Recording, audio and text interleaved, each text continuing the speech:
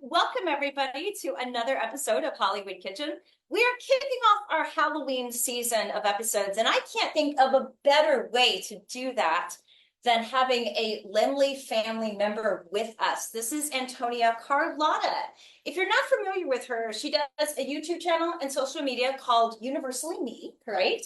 And she talks about the history of her storied family, the Laemmle family, who literally changed the course of film history with the Universal horror films. So we're going to talk about Carl, your Aunt Carla. We're going to talk about the Universal horror. We have so darn much to unpack.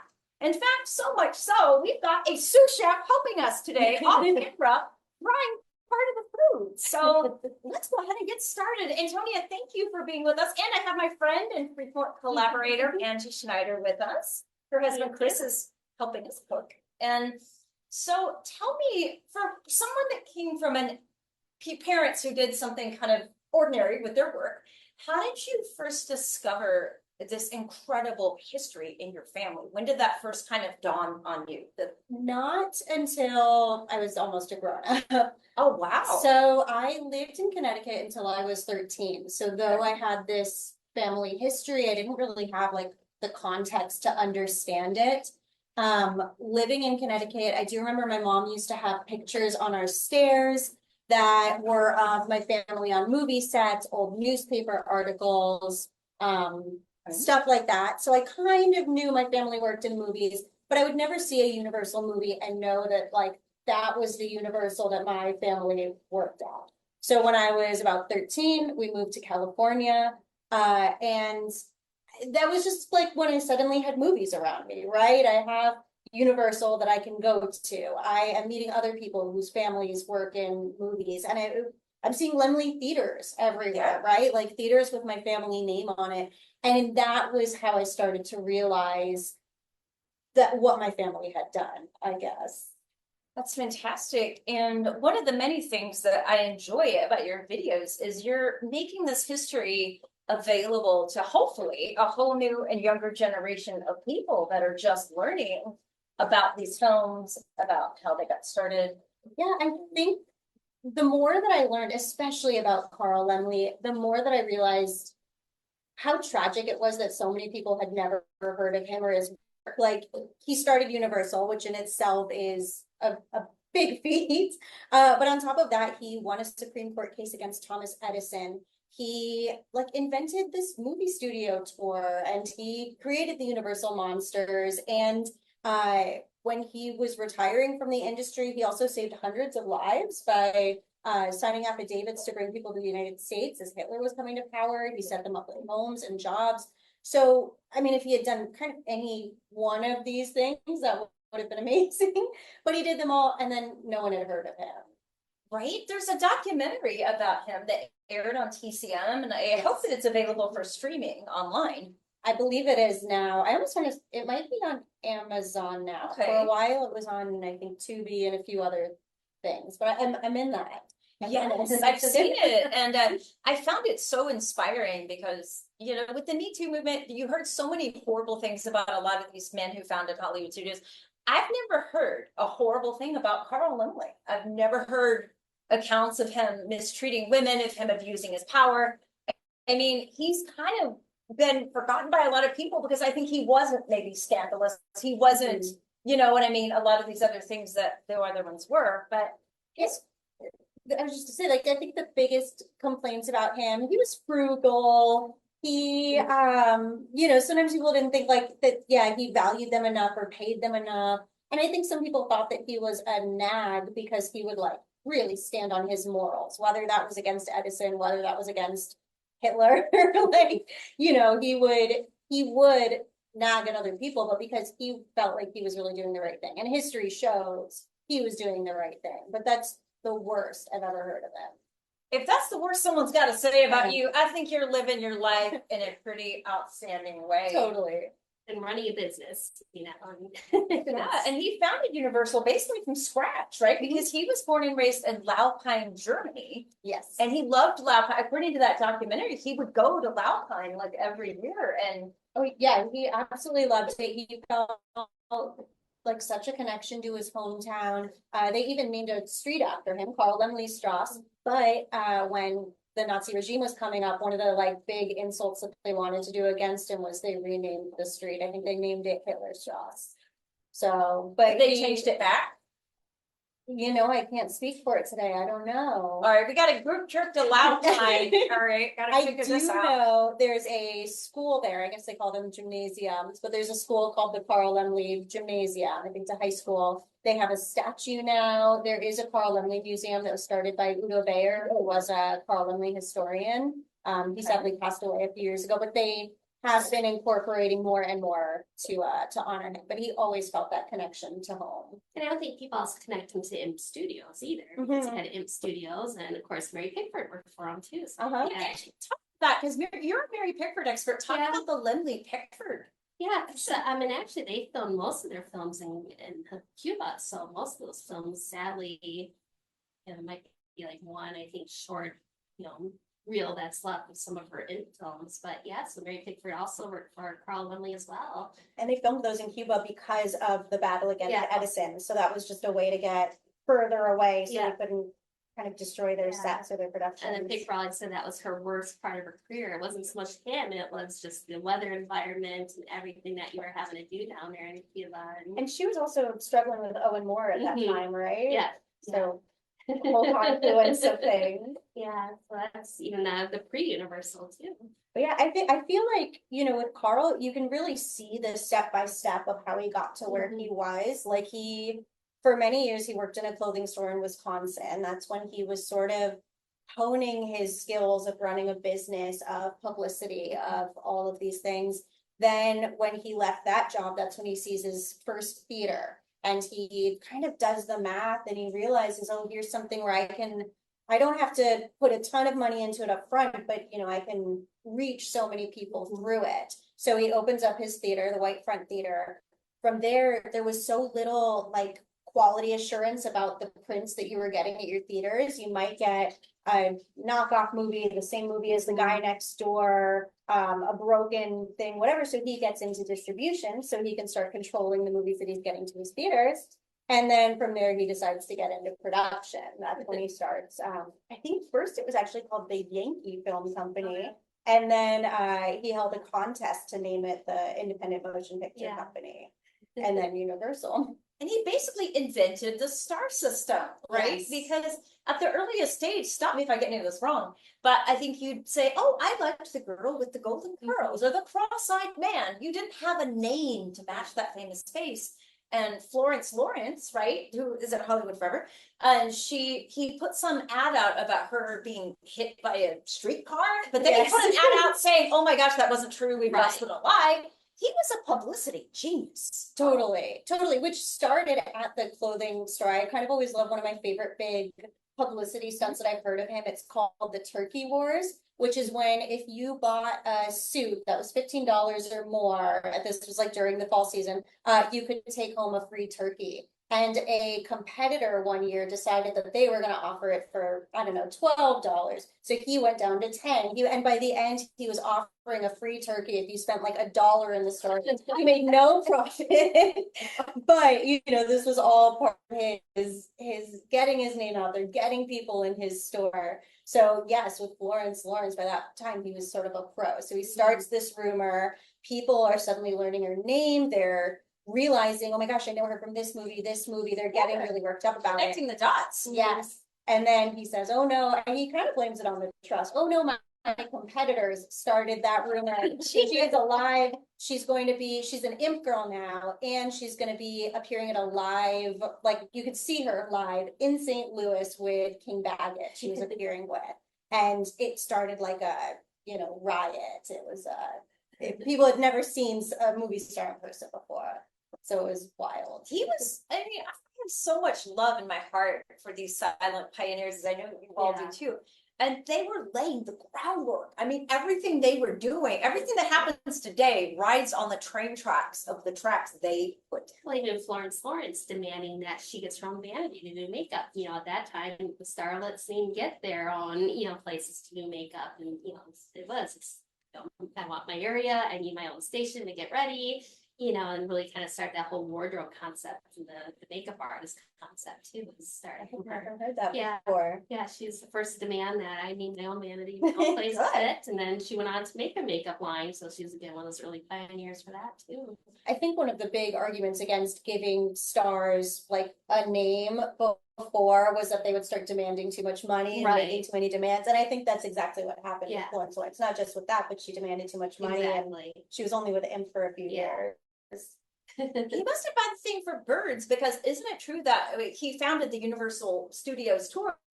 I've always heard he gave people chicken eggs after when they left the tour, or someone did. That was like a thing that you got. So before he bought the land that became Universal City, it was a functioning chicken ranch. And so he maintained that part of the lot. I don't know if it was just for fun. Like I've seen newspaper articles that talk about his passion being the chickens and feeding them and hanging out with them.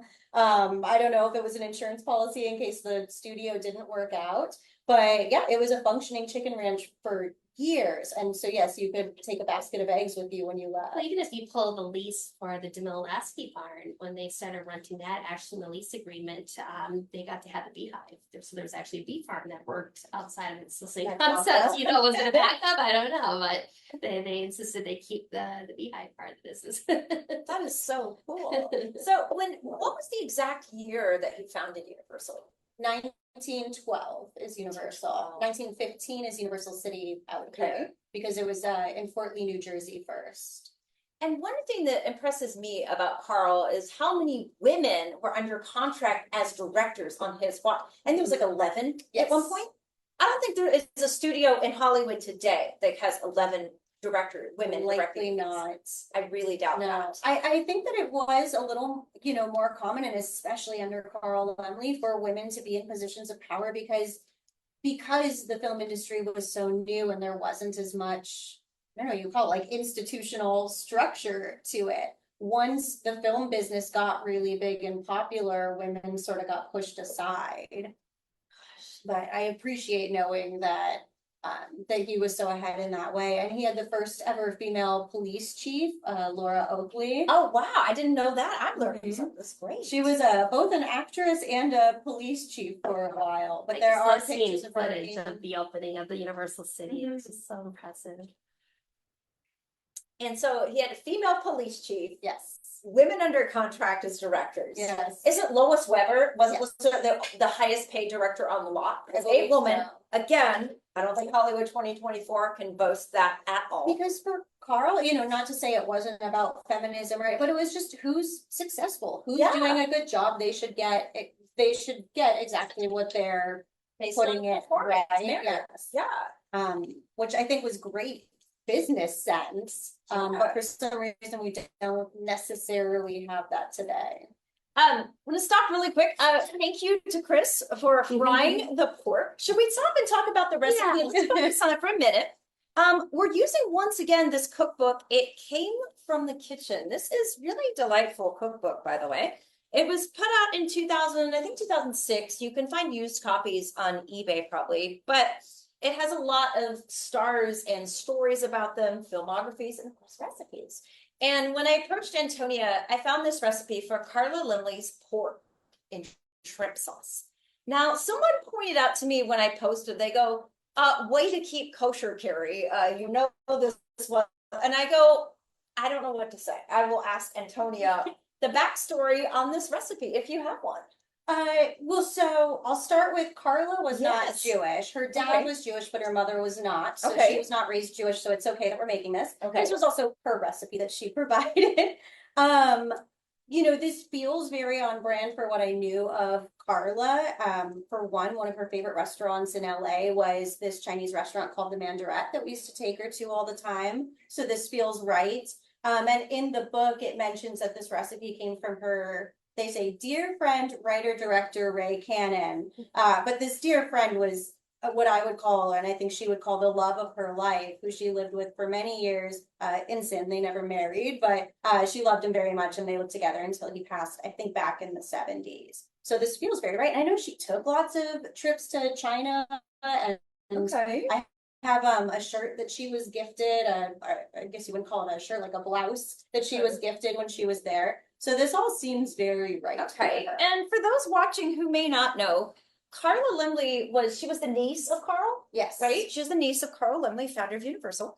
She also was a ballerina in 1925's Phantom of the Opera and spoke the first line of dialogue among the rugged rocks of Borgo Pass, or something to that effect, in 1931's Dracula. And she wrote this book. I think Rick Atkins wrote the book. Rick Atkins. Okay, sorry about that. But it is a biography of It is a biography of her. Yes, and she was a great collaborator in that.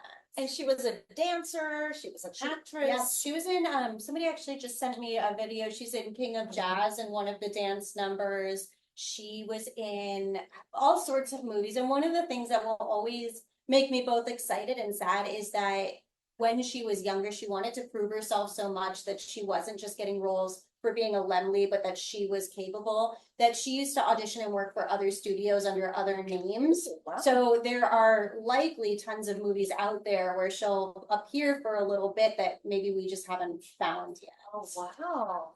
Okay.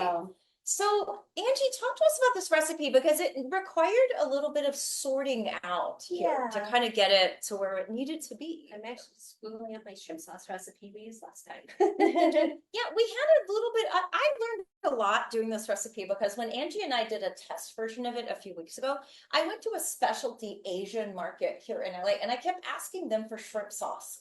And I had about 6 different people look at me like I was off my rocker and they didn't have it. And I kept thinking, but you gotta have it. I couldn't understand. Well, I remember when we did the chop suey recipe, like there's actually not a suey sauce. You have to make a suey sauce. Like it's a combination of things. So just like if you do eat Chinese a lot and you get like the shrimp with lobster sauce, like that sauce isn't necessarily a lobster sauce. It's just waiting for this. And that was what I learned. I was like, there's not anything such as shrimp sauce you buy in a bottle. It's something that you make. Yeah, so that's I learned that in the process of this. But I gotta say though, the Asian market is super cool because they have all sorts of cool stuff. And yeah, if you're gonna make something that's Chinese, it's a terrific place to buy. 3 little tablespoons. I'll be right back. Hang on just a sec. Sorry. Yeah, I just need a cup. Here's the cup. It's an honor to be here, guys. Soy sauce doesn't hurt. So I'm kind of running around making this. It's a little bit of a multi-step process here. Yeah, I'm not a chef, so I'm not home. So basically, yeah, we started with frying the pork, and actually they kind of did the recipe a little bit backwards. You know, they say to mix everything and then, fry out the pork and get the grease out. Well, obviously you want to do that before you mix everything in. So Chris did that already. He fried up our pork, got the grease out. So the next process is we're going to start to mix it in with the different sauces. One of which is we're going to combine the soy sauce with equal amounts of the rum. So if you want to go ahead and mix in equal parts. The soy sauce right here. So and the about rum. 2 tablespoons or so. So I measured out 2 tablespoons Perfect. here. Wonderful. So Okay. we'll go ahead and get that mixed in here. Oh, we mix it in with the Yep. pork. Yeah, Okay. we'll go ahead and saute it with the pork. Distribute it around here. Oops.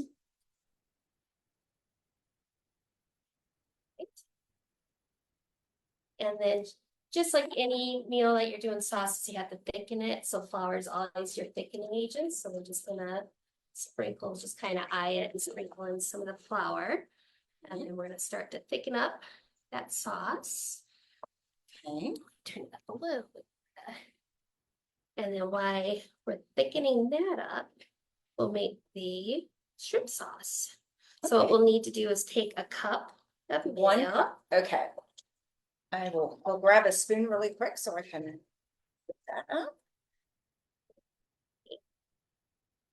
Okay.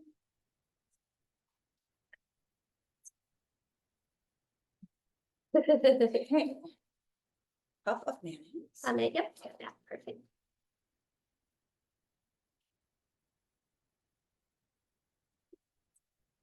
Let's put vinegar in here. Okay, so here's the mayo. Can I just put it in a bowl? And Yep, we'll put in a bowl. like this one would be good, or the bigger Doesn't one? matter, it's all going in the same place. Do the bigger. Whatever makes you less dishes. I actually have a dishwasher now, and y'all can't know what a big deal that is because I have not had one most of my adult life, so.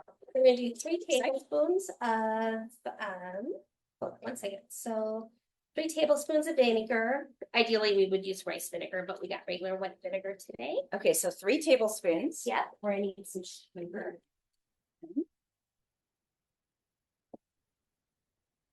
All right, so Smell your kitchen. 2 and 3. All right, we got 3 tablespoons of vinegar, the 1 cup of mayonnaise. Did you find the sugar? We're gonna grab some butter. Okay. We're gonna put in sugar. Now, while we're talking, you mentioned the That's Lindsay me. family were not cooks. That No. was not the family business as we know it, was making movies. No, as far as I've ever been able to tell, I've never heard a story of Uncle Carl cooking. I've never. 3 tablespoons. I do know like Junior used to host people and throw parties a lot, but I don't think he was cooking. I think he had like a live-in housekeeper that would have handled that. Oh, that makes Um, sense. I only, really knew Carla. It's wild because I knew her till she was 104, but I really only knew her in the like 80s, 90s, 100s. Oh, yeah. So I never saw her cook. I couldn't really tell you if she would have in her younger years. She was a spokesperson for Meals on Wheels, so that Oh, was that's she cool. got that often. And Hey. my mom or her nurse would, help cook basic meals. Right. And yeah, and I don't cook either. No one in my family, as far as I've ever known, cooks. I'm dating a chef now, so that actually Excellent. really sealed the deal that I'll never learn myself because I will never have to. That is so awesome. So I've added the 3 tablespoons Okay. of sugar, Perfect. the white vinegar, Yeah. the mayonnaise. Mayonnaise. We're gonna add some paprika. Okay. How much? It's about 3/4 teaspoons, so give it a good couple shakes in there. That's good. And then normally we'll exactly. And normally we'd add melted 2 tablespoons of butter, but it's hot. It'll just kind of melt in there anyway. So I'm just gonna toss this in Okay. here, and then we'll add the sauce. So we'll get our Okay. butter. Once the butter's melted, then we'll toss the shrimp sauce in there and just let it simmer. Okay. We'll go back to talking, and once Yeah. it all thickens up, we'll be ready to try it. Okay, I'm trying to beat the lumps out of the mayonnaise here. So we've got the Then I'm trying to mayonnaise, melt the butter. the paprika, the sugar, the white vinegar. This is kind of what it looks like right here. I will say it's starting to smell really good in here. Okay. But we would rather be eating at the Universal Commissary, of course. Of course. Yes. So let me ask you this while we're cooking. How much of Carla Laemmle's Universal from the old days still stands today? How much can people still see at this time? That's a really good question that I can't say I know the full answer to. Like Like the sound stages. yes, some of the sound stages, and I'm trying to think of the numbers now. I'm like, maybe it's 19 or 24, like the Yeah, voice yeah. stage, I think is the original giant stage that Dracula and Frankenstein were filmed in, and that's still standing today. But of course it doesn't, Look like it look did. anything like it did. The Phantom of the Opera stage was standing all the way until 10 years ago, and it still had the set inside, the Paris Opera set inside, which is amazing. I got to go to that a couple times, and I visited it with Carla as well, which was really cool. Oh my God. That's still heartbreaking for a lot of the Universal fans. Mhm. I hope that Lon Chaney's ghost haunts whoever made the decision to do that for all of eternity. May they never sleep again. I agree wholeheartedly with that. Oh my They claim that the set is still standing somewhere, like in storage, looking for a home, but I'm not 1,000% confident that that's the case. I hope it is, of course. Yeah. But I feel like somebody would have snatched that up already if it were true. So I kind of have I'll believe it when I see it Yes. attitude towards these. maybe that's what it is. I'll believe it when I see it. How great would that be to have it in the Academy Museum, the Paris Opera from Phantom of the Opera? I mean, that would be to me. I'll have to reach out to my friends. Would you like to add your ginger in there? Oh yeah. Okay, so And then I will say, because there have been, I guess what I would call regimes or owners of Universal who had an explicit goal of erasing all history and starting Universal from scratch. So given that there have been decades beyond that, Yeah. the current Universal, and I guess starting with Ron Myers, started to honor the history a little bit more. Good. So there is a court in the, like a little plaza area in the park that's called Laemmle Court now. There is a Carla Laemmle parking garage. on the Better than back nothing. lot. Take it. Take it. There are little nods to Okay. him here and there. And, I only hope that through things like this, like where you honor the Yeah. history so much through the work that I do on Universally Me, I only hope that they see that there's real value in incorporating more of that history. Yes. Angie added the ginger. Angie came up with a great idea, by the way, when we were test baking this, because sometimes we do test runs of these recipes. Angie suggested taking my carrot peeler and doing that on the ginger, and that's a really good idea because it made it really thin, so it melts really well with the food. So that was an awesome thing. And now she's mixed that in with the pork. With And the now white we're just sauce. gonna let it sit for a while and just thicken up and start to absorb all those flavors. And by the way, there is a fabulous lady named Dominique, and she has a business called Breakfast at Dominique's or Hollywood Blends. She makes coffees that are inspired by film history. And today we're doing a special giveaway on this episode of the Boris Karloff coffee flavor. Is there a specific flavor of it on the back that it talks about? It should be, it's an American dark roast. Dark roast. Yep. So Okay. I think this is the dark roast. So if you are watching us live on Facebook, leave in the comments what is your favorite Universal horror film and why, and I will choose someone at random to win the Boris Karloff coffee. I love that. So let's get into Laemmle and Laemmle Jr. because our mutual friend Julian Stone wrote a great book called It's Alive. And it's a novelization, but it goes into kind of the generational power struggle between Laemmle Sr., Laemmle Jr. Laemmle Jr. is kind of why I'm sitting here right now, because Dracula was the first film I ever saw when I was a little girl on television.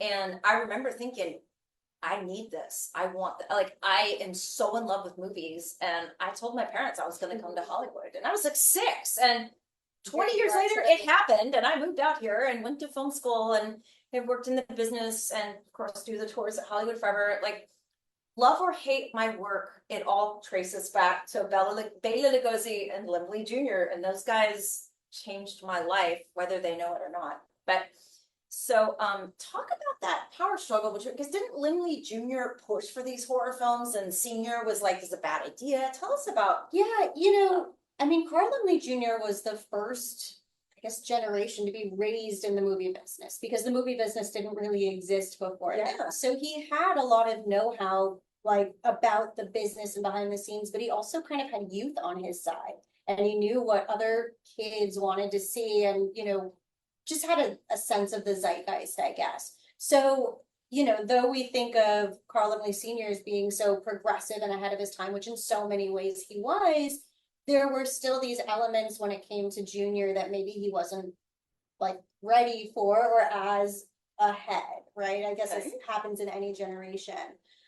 So Carl Laemmle Sr. wanted to make movies that he really believed were universal, that had the widest appeal or the widest audience possible, where Junior really pushed for these horror films, for Dracula, which was a success, but Carl Laemmle was like, well, maybe that was just a fluke. Is that really what people are into? Then he wanted Frankenstein and all of the other monsters. So he just really loved Junior, loved the macabre. He loved the kind of darkness and those edgy things. And it was so new and exciting to audiences that they really jumped on board.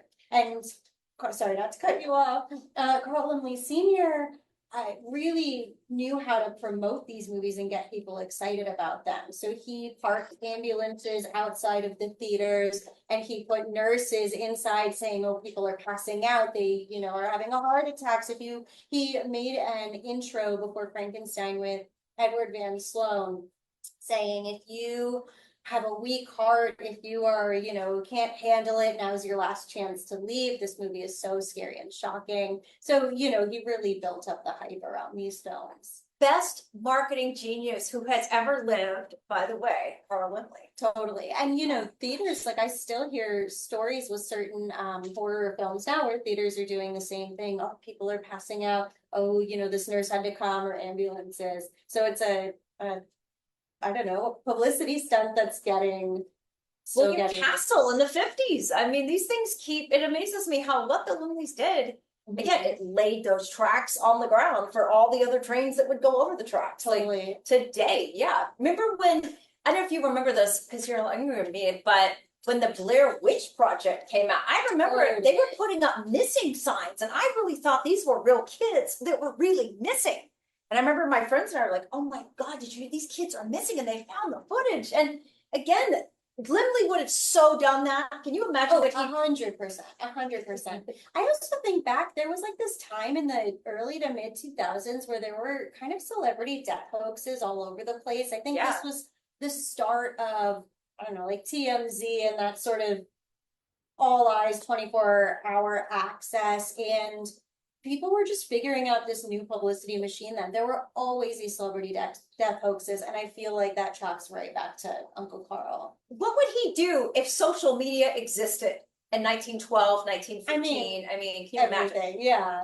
He would be the undisputed king of TikTok, Instagram, Twitter, Facebook, any other platform. I think about how resistant so many of the studios were to get into streaming, to get into TikTok and social media. And I think that he would have been one of the first ones into it. I think he would have been ahead of the curve. I think that there would have been a like universal TikTok channel from day one that he was pumping out content into and figuring out how to monetize it. I'm just in awe of his genius. Truly.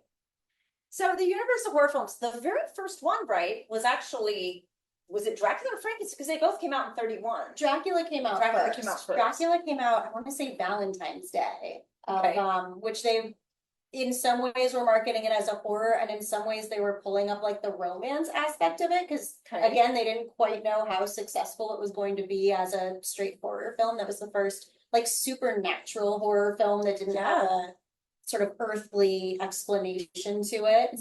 And then Frankenstein would have been right around November. It was interesting. I went down a rabbit hole last night. Vampire was on, the Danish film.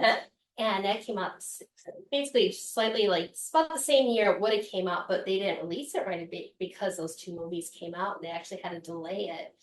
Which also gave them a chance because it was initially supposed to be a silent film, and they were able to get back in and start to change it, make it more of a talkie. So that's why it's funny when you watch it, you get some type, like the title cards, and then it goes into talking. But it was also delayed because Universal was popping those two movies out at once, and they didn't want to release it.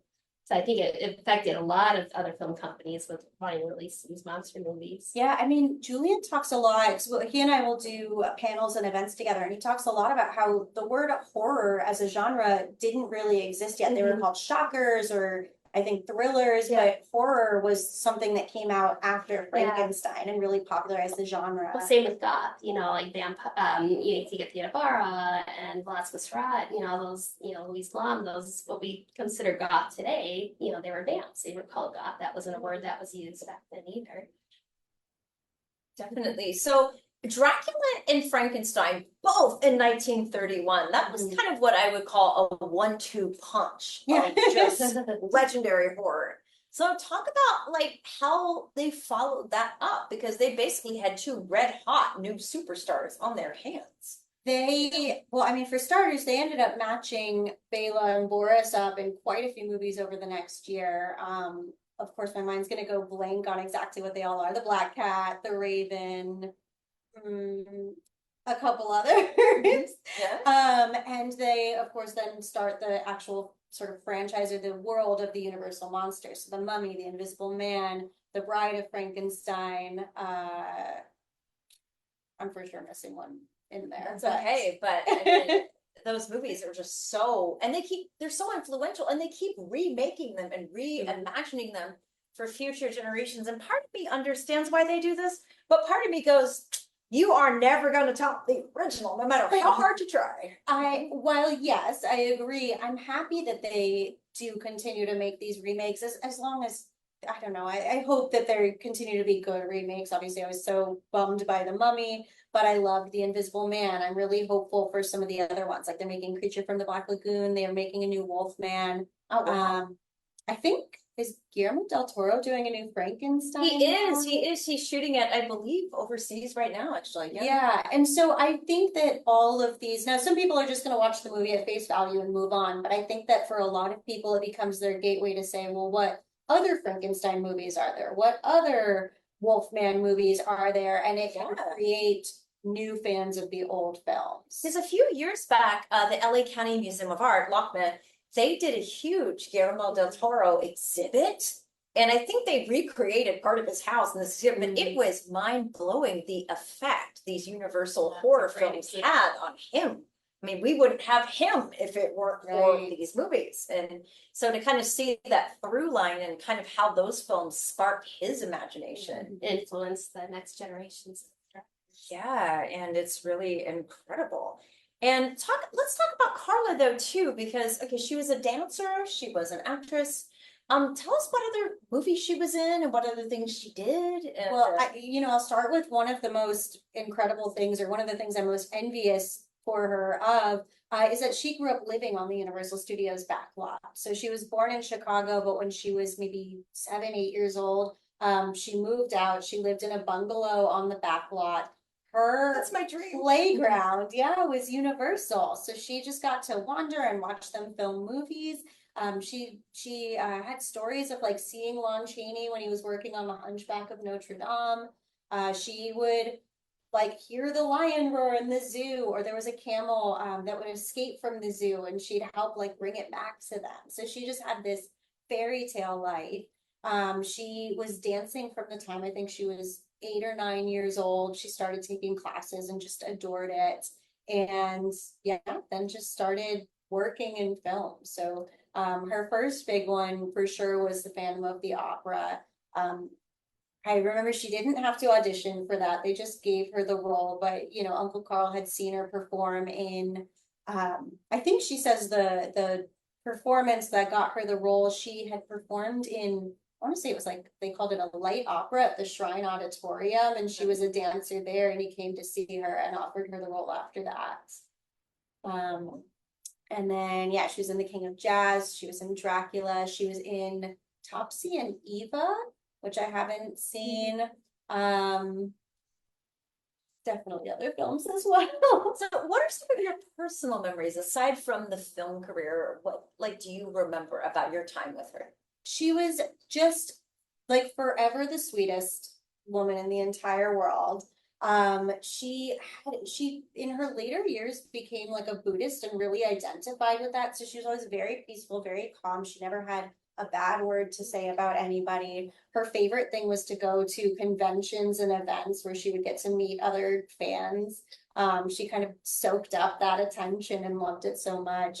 And that was the thing too, because, obviously when you live to 104, not every day is going to be a bright day or an excited day, but if ever it seemed like she was getting tired or losing that energy, it was like, well, let's call a friend to come over, call a man to come over. She was such a flirt, something, and she would just like lighten right up and talk about anything, everything.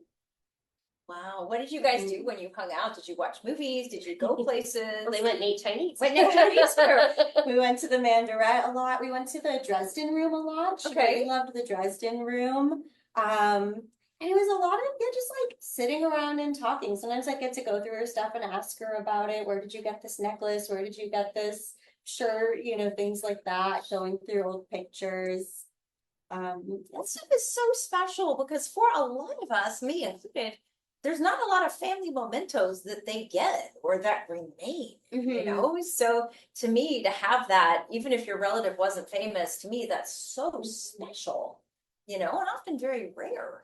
Yeah. I mean, I totally recognize how lucky I was to have her for as long as I did, because she was born in 1909. Right? So like how many people in the 90s or 2000s are going to get to know people from 1909? Exactly. Does this need more flour to kind of thicken? Yeah, I'm just going to thicken up a little. And she did have, like she even had like an old makeup trunk that she would take to her dance shows, back in the 1940s. And it had her makeup still in it. It's like old Max Factor stuff and blush and makeup and everything, at this point looks a little icky, but it's cool because it's this time capsule of days in her life.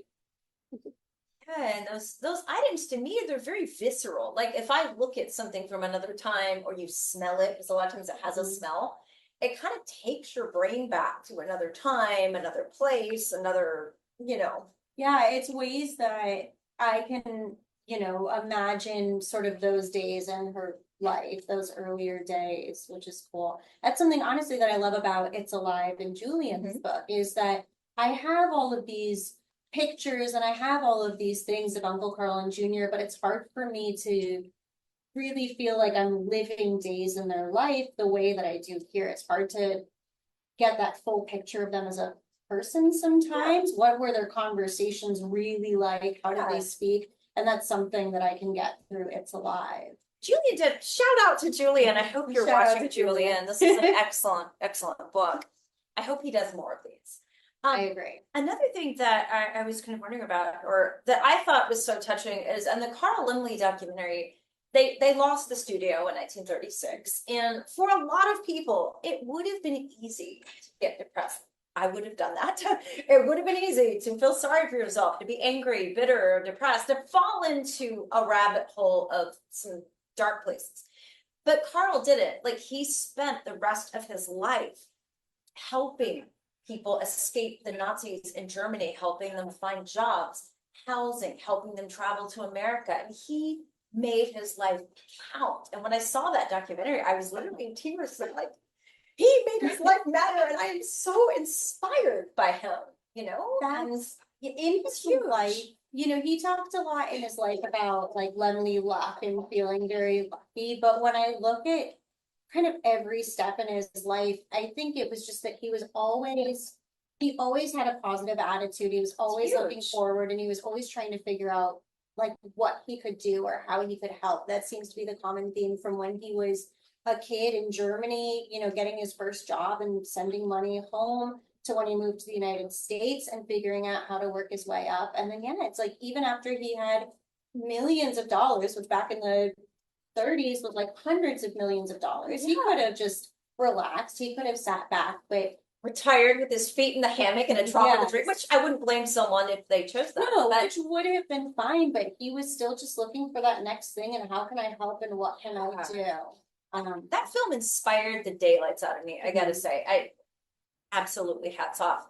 And I'm curious about Junior though, because after they lost the studio, you kind of don't hear much at all about Junior. And it kind of seems he sort of vanished. And I felt like maybe because of that, he's not as known or acknowledged as he deserves to be. Why do you think that happened?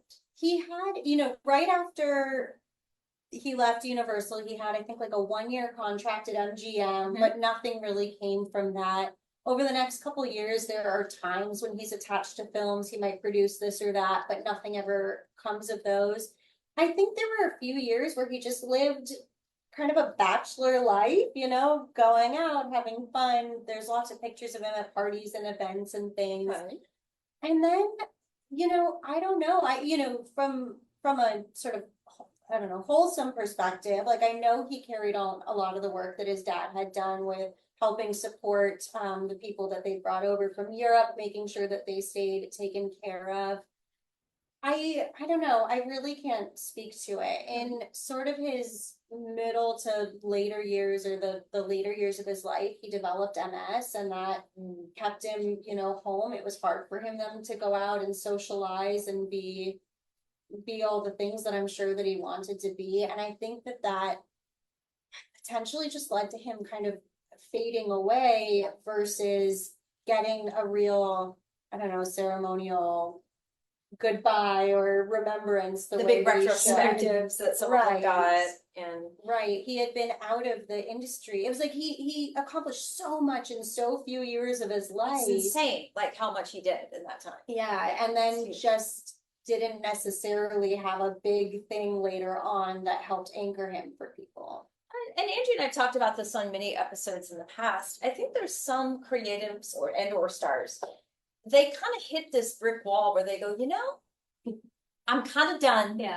I made my mark. I left behind some great things, I want to be private. I want to live my life. I Well, want a to do lot of something them don't else. want to age in front of the public, the public that created them. They don't want to show signs of MS. They don't want to show signs of their health problems. They don't want the world to see them get old. And I think that plays a big role of it. It's once you start to have those changes in your life, you're like, I don't want to be public anymore. I want them to remember me for my heyday. And, it falls into probably the producers as well, studio owners right down to the actors. And also, he'd been raised his entire life in this business. So maybe he had this, you know what? I'm good. I think I'm just going to sit this out forever. I mean, and if you don't have to work, if there's not financial pressure and you can do whatever you want to. Yeah, I just wish in that respect then that I knew more of what was his day to day, right? Like if he's not working, if he's not, I wish that I had a greater sense of. Because there's a film historian I know in New York who was posting about him one day, and I wrote her and I said, what did he do after he left Universal? And she goes, there's so little known. I was like, but why? She's like, I don't know, Carrie. I guess it's probably why Jillian called his book more of a based on than really nonfiction, because there are so many unknowns. But for a man who made an eternal mark on cinema making horror films, it kind of almost seems a fitting end. It kind of mysteriously vanished into the ether of that's time. True. We could make up any story that we want now. Make it really exciting. It's like a Rorschach blot. You can just look at it and see whatever it is you want to see. But I think his legacy is undeniable. I mean, whatever he did post 1936, the legacy that he left us is just. What are some of your favorite Universal movies? I mean, I love the monsters. So I love Frankenstein and Bride of Frankenstein are two of my absolute favorites. I do love the Black Cat, which Carrie just had on. I love Imitation of Life. I think it's a really great film. Waterloo Bridge. I mean, there are just so many. Then there's the fun pre-codes like Moonlight and Pretzels, and some of the pre-codes too. You kind of forget Universal had as well. It's kind of fun as well. Let's talk for a minute about Imitation of Life, though, because that was a groundbreaking portrait of a white woman and an African American woman being business partners, living together, being friends, and this is 1934. So this was pretty stunning for that era. That was really an example of them being ahead of their time and really progressive. To be showing them running a business together, living together. It is, I will at least point out a little bit that, because I've made videos on my channel about Imitation of Life, but I also, when I was sort of researching more into the movie, I did find criticisms of the film even from the 1930s. So not just a modern perspective looking back on it, but at the time where people said that some of the characters were playing sort of caricatures and that certain topics weren't like delved into enough. So it's interesting because it was so ahead of its time, but there are probably still ways that it still didn't go as far as maybe it could have or should have. That makes sense. But I still think it's a really wonderful film. I also love, sorry not to pivot, but My Man Godfrey is another movie that I absolutely adore. And that was technically the last film that they had in production then when they left. So they started that movie, but I don't think they got to finish it. It's our ultimate comfort movie. When you just want to put something on, it'll cheer you up. It's so good. Godfrey. And it's just incredible the diversity of the films that All Quiet on the Western Front, wasn't that the first Universal film to win a Best Picture Oscar? Yes, it won. It was either the second or third Academy Awards that it won. And that was a really important movie for both Junior and for Senior. It was one of Junior's earlier films, kind of at the helm of Universal. For Senior, it was again a way that he wanted to kind of connect with Germany. Germany was going through all its own sort of post World War I issues at the time, and I think that he thought that it was going to shed a more comprehensive light on the plight of sort of young soldiers and men who have gone through stuff, I don't know, like war. And it has a real pacifist message to it about how war is never, there are no winners in war. And so that was a really important film to him. But I know that was a movie that then Hitler and Joseph Goebbels and the regime, they really hated it and pushed it against it. Yeah, they felt that it made Germany look weak. They released like mice and stink bombs and screenings of the film. They it had a very opposite effect than what Uncle Carl was hoping for.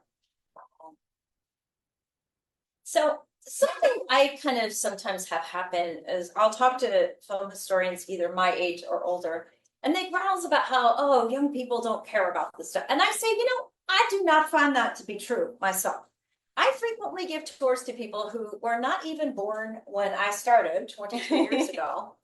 And then I frequently meet younger people that have a passion for film history. I mean, it's not going to be like Marvel Comics, mind you, but I mean, I think that there are people out there. I mean, you look very young. I mean, I think you are doing a great job of being on YouTube, all over social media, and showing people how fascinating this history can be. Thank you. Yeah, I'm young, but I'm not as young as many people who are still out there. But I hope that I can be a little bit of a link or an entrance into this world of film history. And I think that it takes people like you and me, for people who are just starting to discover it or who could discover it, to realize that there's a whole world of history out there for them. And hopefully some of them, as they grow, will sort of pick up on the work that we've done and continue that after us. Absolutely, because I have a nephew who's 12, and I often tell him, Jack, I say, open up your mind and give these older movies a chance. And I promise you, a world of magic is literally waiting on you to find it. I have found especially with my partner's kids, they're 8 and they're 4. One of the easiest ways to get them into the monsters and old movies and stuff is not to like sit them down and say, you have to watch this movie. It's just to put it on when I know that they're going to be around. And they'll kind of walk up and, oh, what's this that you're watching? Oh, who is that? Oh, can you rewind that? I want to see it again. And they'll start asking questions. I'll just like leave a book out, but not say anything about it, and like have it open to a cool page. And they'll start, oh, that's interesting. Oh, is that the same person from this that we watched? So I've found, like, don't push it on them or it feels like homework, but just make it available to them, and suddenly it's something interesting that they're discovering. That's good advice, because I'm only back home in Georgia like twice a year, and I'm just like, okay, we're gonna watch a classic movie. Yeah. Like, oh god. So yeah, that's actually really good advice. I will try to incorporate that. I don't have as much time, but Yeah, I'll try to find a way. It's a lot of trial and error. I have the benefit of time on my side. I will say the other thing that really helps is taking them to conventions, to Monster Palooza, to the Comic-Cons, those kinds of things. They see all the other people who think it's so cool, and then that feels cooler to them. And when they get to dress up and be a part of it, it helps them, just connect in this different way. Because if none of their friends right now are really interested in these things, then they'll get really excited to share, oh my gosh, this, Frankenstein monster thing, this Dracula thing, and their friends are like, oh, okay, yeah. And I think they question, how cool is this? What is the impact of this thing? But then when they go to a convention and everyone's obsessed with it, it's visceral. Now they're like, oh wow, there is this whole world out there. Oh yeah, I can't imagine the thrill of getting to go to a horror convention with you. That's got to be like unbelievable to see that, experience that, and I mean, it's fun for me because I don't always get to see in action the legacy or the impact of Uncle Carl or Junior. But when you're at a convention, it's everywhere. It's in my face all the time. So let me ask you this: when you go to these, if people live in the Southern California area, and like me, October is like your busy season. Yes. You're very busy. So if people want to see you at a convention, and or Julian Stone as well, and meet you, learn about these movies, hang out at a convention, how can they find you, and where can they go? So I'll start with, on this Sunday, October 6th, Julian and I together will be at LA Comic-Con at, I think it's 12 or 12:30. I can put in the comments after this exactly when and where we'll be, but LA Comic-Con this Sunday. I will also be at the Old Town Music Hall on October 20th and 27th, introducing Dracula on the 20th, which is amazing because that is Aunt Carla's birthday and Bela Lugosi's birthday. Special was that? And on the 27th, I'll be introducing Phantom of the Opera. at the Gardena Cinema on October 26th. They're having a Universal Monster-thon where they're going to be playing all the movies all day. So I will be there. I'm here right now. And for anything else, my YouTube channel is called Universally Me. It's youtube.com/Antonia Carlotta. So I will always post where I'll be and how you can find me on there. This is my favorite season. Me too. Angie and Chris, you guys have helped so much. Oh my gosh, this is turned out great. Let's try So it first. How's it? Pretty good. all right, so here is what it looks like. The final shot. And should we do a toast with our food to Miss Carla Laemmle and the entire Laemmle family here? Let me cut my stuff up here. You can also find me on Instagram at Antonia Carlotta. All right, a toast to the Laemmle family and Carla Laemmle. Cheers. Cheers. Sure. Oh, it's really good. Mm. I think she would like this. Thank you both so much for cooking. And let me see if we have any comments coming in. The weird thing about this is I won't get a comment and then like an hour or two later I'll have like 50 that I didn't see. So yeah, I will. Let me see if people are commenting right now. Okay, 13 comments. Okay. All right, Darren Brown is saying my favorite Universal horror film was The Wolfman. To this day, that is my fear, a Wolfman. The dark lighting, suspense, amazing cast. It's simply a great horror movie. Royale Sky was just amazing. When I was a little girl, I was so scared that Lon Chaney Jr. was going to come murder me that every night I would make my dad check under the bed and in my closet because I was sure he was hiding in there. So my dad did it every night. He'd be like, all right, I'll check the closet, check it. Danny Miller. Hello, Danny. Danny Miller. So love when people keep their family's legacy alive with such expertise and devotion. Antonia is such a great representative. Thank you. I love this episode. All right, excellent. Okay. Danny Miller, I got to talk to Carla Laemmle on the red carpet of the 2012 TCM Festival. It was such a thrill. I will never forget it. She was the best. Also, another just great memory, I guess, with her, a very cool thing. Her 100th birthday was at the Egyptian Theater in Hollywood. And that was a really special place to spend a special day. Oh, yeah. Danny says, Marilyn Knowlton, young Jessie from the original Imitation of Life, is still with us. I'm sure she's the only surviving cast member. Yeah. And then Danny says, does Antonia have any personal connection to the Laemmle theater chain? So, Yes. yes and no. So the Laemmle theater chain was started by Max and Kurt Laemmle, who were cousins of Carl. So I think they shared a mutual grandparent. They had been working for Carl at Universal. They didn't feel that he was paying them enough or valued them enough. They weren't getting the jobs that they wanted there. So they decided to break off and open the Laemmle theaters. And those actually still run in that family line now. It's run by Greg Laemmle, who's, I think, their grandson or great grandson. Right. So that's the connection. I love the Laemmle theaters. I think they play some really great movies there.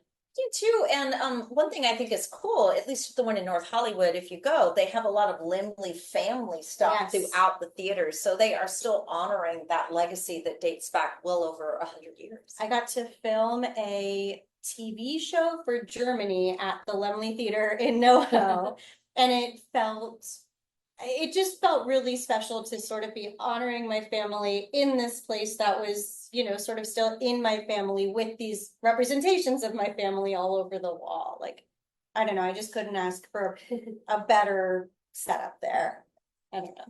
Thank you so much. Thank you, Chris and Angie, for all of your help with the thing. Thank you, Antonia, for just what Danny said it better than I could, for sharing your family's legacy with us, with the world, with hopefully. I do have to ask, so do you have any artifacts from your family? Thank you, Angie. Great question. So we have thousands and thousands of pictures, so many pictures. I have so much of my Aunt Carla's old stuff as well, Like jewelry, scrapbooks. makeup, scrapbooks, clothes. We have, what are some of the other cool things that we have? I don't know why I'm drawing a blank, but yeah, we have, I mean, just a million posters and things from like those early days. Not so much props. I'm like, somewhere I know that we do. We've got like pins and a universal like police badge Yeah, from the early see. days. Stuff like that. Excellent. And if you're watching, leave in the comments, what is your favorite Universal horror film and why? And enter to win a bag of Boris Karloff dark roast coffee from Breakfast at Dominique's. We also have a banjo from Showboat. Sorry. We all need a banjo. Sorry, Dom. And Dominique's gonna be in town, next weekend too? Do you want to plug the Dominique event at the bar? Like, she's doing a couple, so yeah, Saturday, she is having Joan Crawford's grandson at the barn, and she's gonna be having samples of the new Joan Crawford's Unknown. For the Lon Chaney and Crawford Unknown, we're gonna be screening that movie as well as some home movies as well as Joan Crawford. But I think she's gonna be at the Art Deco cemetery tour on Sunday too. Very cool. And we've also had Casey Lalonde on Hollywood Kitchen, Joan's grandson, several times. So all right. Well, thank you so much for watching, everybody. And Angie and I are just getting started. We got several more Halloween episodes for you, so buckle up and keep tuning in for more food, fun, and film history from Hollywood Kitchen.